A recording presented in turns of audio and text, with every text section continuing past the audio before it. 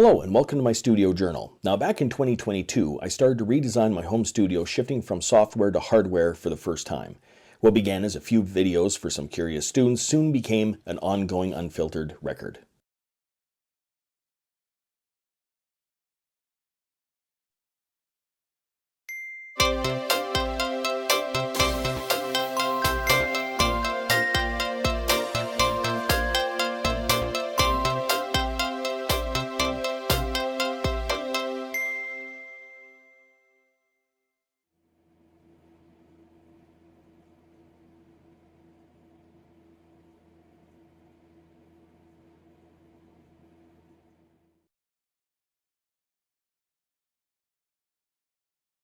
There it is for how high the unit would actually be, and it looks like there might be enough room that I could squeeze in a top. If I didn't, I could still fit 3U in there pretty easy. So anyhow, we're going to carry on with this project then. This is the first project done. So it actually worked out pretty well. So these are aluminum angle brackets. They're 1/8 inch by 1 inch high and 1 inch deep, just using the tape. I attached aluminum angles to the keyboard brackets, and basically the thing works great.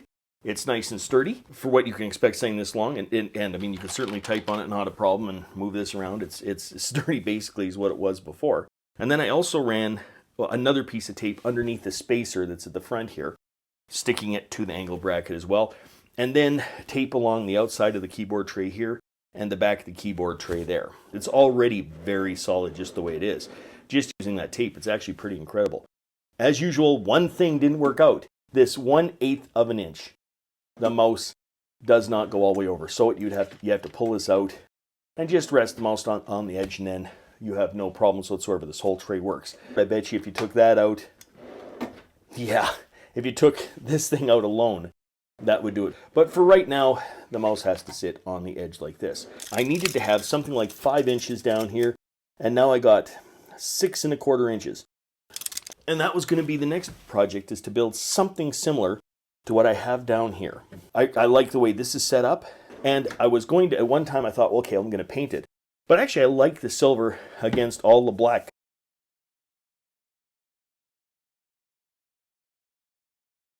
All right, so here we are again. This is a Billy bookcase from IKEA, one that we had downstairs. We have no place for it in the house anymore, and it was just kind of downstairs in the utility room. It's a little bit wobbly, it doesn't have the back on it. There's no place for me to use it. Well, I shouldn't say there's no place for me to use it. There is a place for me to use it. I'm going to make some rack cases out of this, just like I did with the bottom ones. So each one of the rack units is 6 inches deep, 7 at most, which means that this shelf right here is 10 inches deep, which means that if I just simply take out a shelf like this and cut it to 3U's this way, that makes for a great side. And if I do that a few times, that means I have a side for each one of the rack units. I could share one, like so for instance, I could put a rack rail here, and then just have other ones on the side. Anyhow, so the sides then will be easily covered, probably even by just one shelf like this. The problem then becomes, what do I use for a top? Because I would like to have a top on them. I use this shelf and this shelf for the tops of these things, and then I would just spray paint the edges black so that it wouldn't be as noticeable that you have this particle board edge to it. I'm not sure exactly what I want to do yet. The units that are going to be housed in here, Clark Technic, the Pultec clones, I'm looking at an ART SCL2 VCA compressor and the ART MX822, a stereo line mixer. The one thing is, if I make these racks, there is not room for me to put a bottom, the rack, the sides itself, and then the top.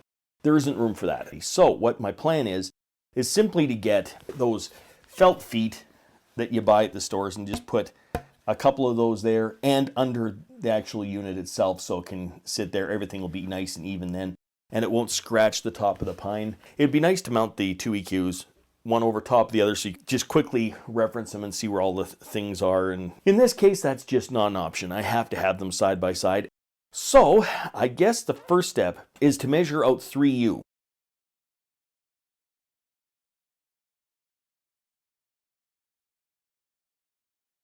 If you'd like to follow the full journey, check out my online studio journal linked in the description.